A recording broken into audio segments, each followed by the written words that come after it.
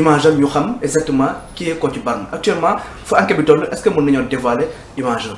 Même début enquête préliminaire wala instruction c'est pas le rôle de la police d'afficher l'image de quelqu'un bien que ñu jàpp ko ci crime wala ci délit c'est pas le rôle de la police et bu dee dañ koy xaar ci police aussi ñiy xaar mën nañ toog di yàgg ne duñ ko gis la police ne dévoile pas les faces n'est-ce pas des délinquants ou des criminels présumés parce que kooku après tout dafa am yoon dafa am droit il a li nga koy toppee comment li tax nga bëgg ko exposer li nga koy toppee bañoon ko ne da waru ko def nga bëgg ñu def ko ah diffusion d'image sans le consentement de la personne.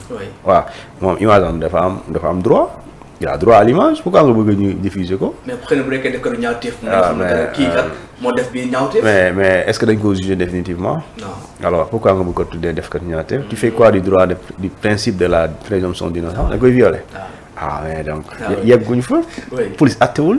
police day jàpp nit ki def wala kii njort na def na. moom police du juger. kon police bu la jàppee li mu lay def rek yebal la jox la procureur. procureur tamit amul maxaama ne yow yaa def. day njort ne mën na la teg ay charges. mais juge moo naan yow yaa def wala defoo. léegi nag aussi même si dee kii am na droit bi droit bi mais amul droit vraiment di jël image am di ko tas ci réseaux sociaux yi même média yi amul droit. et pourtant ñu bëri ñu ngi doon chercher gis nañ démb sax benn image. partagé nañ ko alors kooku nag génn na nee na effectivement moom du Kocc image bi ñu partagé nekkul moom mooy Kocc loolu aussi ñi koy def yoon am na lu mu leen mën a toppee. moom bu leen neexee mu topp leen pour diffusion d'image sans consentement. sans son consentement. bu leen neexee mu topp leen aussi diffamation. bu leen neexee mu topp leen diffusion de fausses nouvelles si yeneen situation circonstances mën na leen toppee pour mise en danger de la vie d'autrui. d'accord waaw si doon tey waaj jàppoo ko. bu doon yenn mbir supposons mu daw ñu jàpp nañ ko rëcc na ñu jël image boobu ñu ne moom la alors je pense que la première personne sœuram victime vidéo yooyu su ko gisee physiquement je pense que mënu ko rey alors risque la mise en danger de la vie d'autrui voilà. c'est clair donc actuellement mënu ñoo xaar ñu dévoiler. non loolu du am loolu moom vraiment ku koy xaar tamit da ngay sonn. d'accord loolu police du ko def. yow doo gis ñu jàpp ay nit ñoo xam ne dañoo def faux billet 3 milliards 500 ñu jàpp leen yaa mos a gis seen image lu tax police bi jàppee dara da leen di woon ginnaaw ñu jël image yi wala ñu flouter seen kanam yi dañu koy nëbb xam nga ñooñu danoo da ngeen fekk ñu yoree loo xam ne yoon da koo tere xam nga loolu mooy ay présomption certes waxagul ñoo def soo woon waxagul yeneen ñoo dem définitivement mais dama fekk ñoom faux billet nga compter ko muy milliard valeur bi mais doo wala seen kanam soo gisee benn vidéo rek bu police mosoo jàpp nit wala gendarmerie mu woon kanam bi nii ñëpp gis après nga wax ma benn rek. waaw du ñu am dañuy gis ñu solo peut-être ay capuchon wala. waaw loolu parce que loolu la. mais am tamit la personne de Kocc est mystérieuse depuis presque 8 ans ñu koy wër nit ñi ñëpp bëgg a xam kan mooy Kocc qui est l'homme bu nekk ci ginnaaw Kocc moo tax nit ñi xëy na ñu am envie vraiment gis image am xam ne kat kii nii moo doon jëf-jëf ñi. et boo xamee Kocc ça change quoi soo gisee image am par exemple.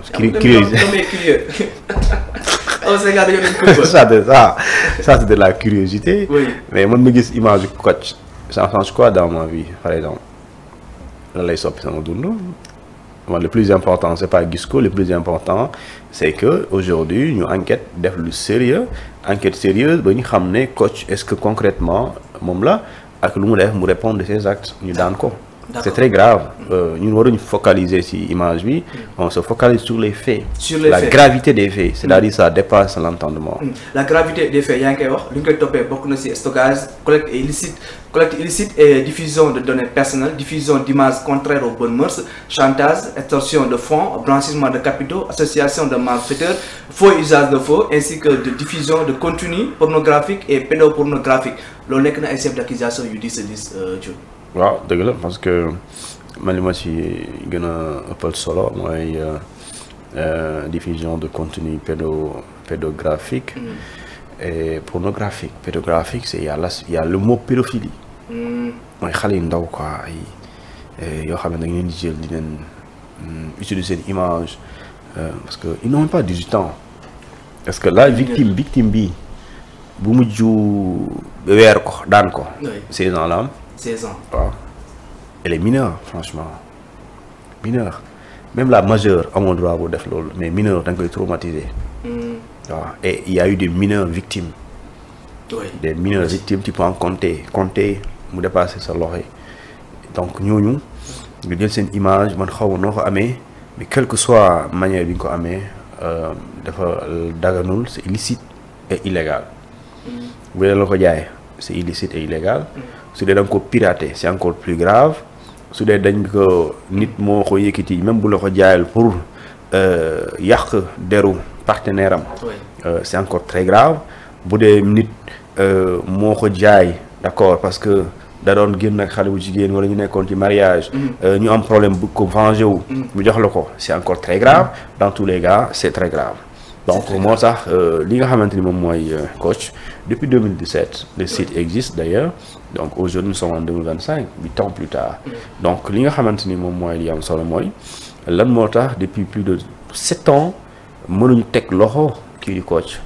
il a fallu en 2025 juillet pour ñu teg ko loxo ginnaaw bu mu defee ravage parce que lu mu def c'est extrêmement grave man xamul ndax sénégalais natt nañu gravité li waa ji def waaw lu ñu jot na moom la def parce que même bu waxee du moom mais depuis bu ñu ko jàppee boobu la site bi mënul dox waaw te tey soo diggee ci administration site bi mais mën nga ko bloquer tout de suite mais soo su dugul dina jafe pour nga bloquer ko bu doon mën nañ ko bloquer depuis longtemps def nañ ko bu yàgg parce que waa ji je me rappelle très bien am na fi ay plaintes yu dul jeex yoo xamante ni déposé nañ ko ci commission de protection des données à caractère personnel. On parle de 5000 plaintes. waaw mais kon yooyu ça veut dire que commencé wul tey.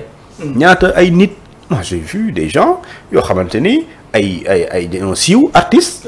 waaw ñu exposé seeni photos sur mbedd mi ak seen vidéo ñuy def seen affaire yooyu mais loolu kooku man je pense qu'ils sont très forts ces gens-là. ils sont forts pour ñu mën a résister. parce que kersa la yow mais bon parce que heure boo ñëwee di def prestation dafa am koo xam ne moom loolu lay xoolee. moom loolu lay xoolee vidéo boobu lay gis yow c'est-à-dire gisul yow mii di fecc bon wala yow mii di wëy wala yow mii di def xaw ma lan moom day gis ne yow laa gis sa vidéo nga sol yaramu neen di def ay affaire c'est-à-dire que loolu psychologiquement yow victime bi da lay habité te mënu ko defar ba àdduna tukki ba nga faatu mënu ko defar. yàq na vue ñu bëri c'est-à-dire que loolu mënoo ko defar c'est-à-dire que li nga ko tooñ. yow mii jël vidéo am dugal ko bu la c'est-à-dire que góob moo ne mën na la baal. góob ma ko même bu yoon acté góob moo ne mën na la baal parce que li nga koy yàqal c'est-à-dire sëñ bi mënoo ko defar. parce que vidéo yi ñuy wax ne dañ ko site bi dañ ko suspendre mais vidéo yi ñu ngi ci téléphone bi ci sëñ bi. mais yor nañ ko. léegi bu ñu ko yoree seen téléphone da ngaa mën a ñëw téléphone sénégalais bu ne nga supprimer ko. ah noo koy dindee ñaata bu dee bu leen dugalee vidéo bi nga gis ay millions de vues. alors millions de vues c'est combien de personnes qui ont pu télécharger ça. dañ def statistique nga xool il y a eu combien de téléchargements. moom ci boppam xëy na mënu am accès si yenn vidéo yi di nga koy envoyer ñu ko koy envoyer aussi am na lu leen mën a dal. c'est des complices parce que quand on parle d'extraction de fonds bon yaa ngi def chantage sexuel jaaree ko si mooy jox ma xaalis sinon mu dugal sa vidéo. soo si tombee que tenir à sa réputation mu jaral ko envoyer xaalis pour nga suturaal ko parce que Kocc il faut ñu xam dans l'enquête du lundi ou mardi su ma juumulee daa am lu ñu révélé mooy dans les dossiers yi am mu am ay fichiers yoo xamante ne benn mu ngi ko tuddee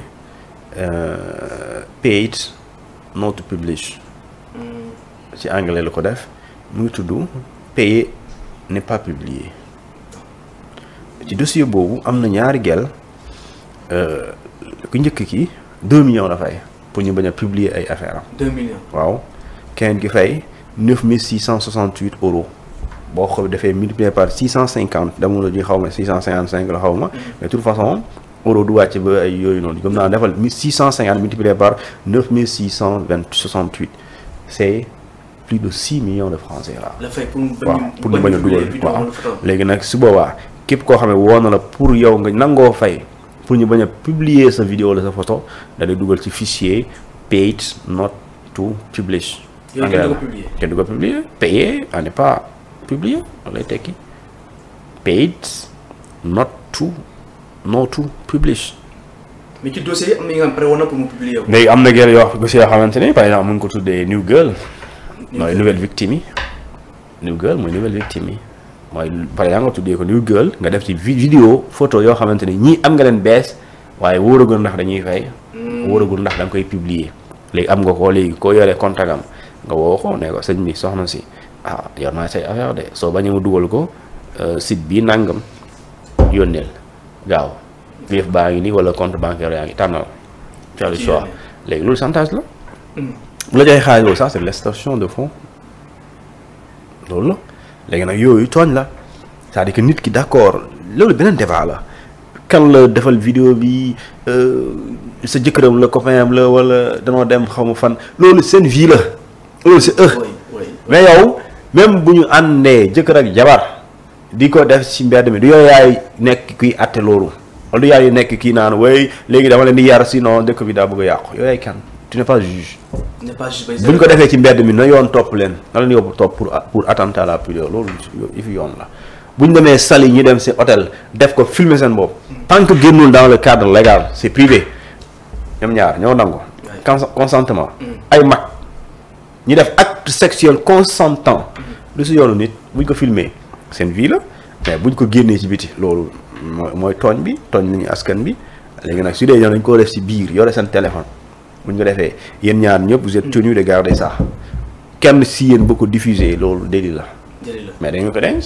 mais nag yow waru ñëw ci penc bi. côté aussi il est fautif ci li mu def kenn du ko rafetlu mais tamit nga sëkk nit ki dara ba nga am problème nga jël ko di ko chantage yow it am na lu yoon prévoir. loo mën a wax ki administré compte bi ku bon la da nga naan ñi ko jox ñoom ñu bon lañ.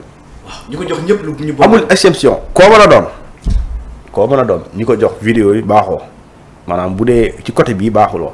waaw koo mën a doon muy sa copain ngeen mer. oui. nga jox ko coach nga rangé wu au nom de quoi bi ngay doxaan xale bi. oui. laata muy nangu da nga ko doon baab. waaw bu doxaa mu nangu. oui. ngeen ànd yàlla def ngeen ànd ku ne nangul sa bopp ngeen def ko muy filmer nga nangu tey ngeen am problème nga koy chantage. loolu vraiment lu bon la. wala nga am koo xam ne ana yow ngeen tase nga filmer ko te yëgu ko loolu moo gën a bonati. parce que dara wóorul ne bu ko yëgoon di la dénoncer mais da nga ko filmer à son insu. mooy xamul ne yaa ngi koy filmer. te loolu bëri na fi. waaw léegi nag loolu suñu gisee yow soo ko defee nga jël vidéo boobu kooku jigéen su ko gisee. day ba mutul mën na xaru. waaw loo musul xalaat nga dem jékki-jékki rek ñu gis la parce que lu si garaaw mooy bu ñu dugalee vidéo yi say beneen mbokk mën na ko gis woo la. naa la yow lu ma gis waaw yow mais lu ma la gis yow parce que imagine nga nekk une fille très sérieuse, respectable, correcte dans le quartier. Oui. Comme Ivoirien du Nord, la nuit, tous les chats sont gris. Oui. Tous les chats sont gris la nuit. Mais terewul nit ki lu muy def këram sa vie privée c'est sa vie. léegi ñu gis la nga correct ci koñ bi et cetera nga nekk jàngkat wala une femme d'affaires respectable. gis sa photo yi ci mbedd mi wala sa vidéo ak beneen gaayen boobu bi nga koy def ak moom xamoo ne mu ngi lay filmer loolu boo ko gisee mën na yàq sa life. tout de suite si t'es pas fort mentalement. da ngay mën nga dee. ah oui mën nga dee. léegi nag dee boobu tu penses que ki ko dugal amul ci responsabilité. ça c'est un choc. c'est un traumatisme. et loolu mënoo ko defar. bu doon dafa nekkoon ci sëy wala amuloon jëkkër avant mu am jëkkër. nan la koy jëkkëram mu dundee. bu dee amuloon doom bi gis loolu wala mu dégg ko bu demee école. nan la koy gisee. moom bu nekkee bureau day liggéey ci benn entreprise ñu nekk DG wala benn responsabilité bu kaye. nan la ko waa bureau bi di xoolee. on a l'occasion il y a beaucoup de filles yi nga xam ne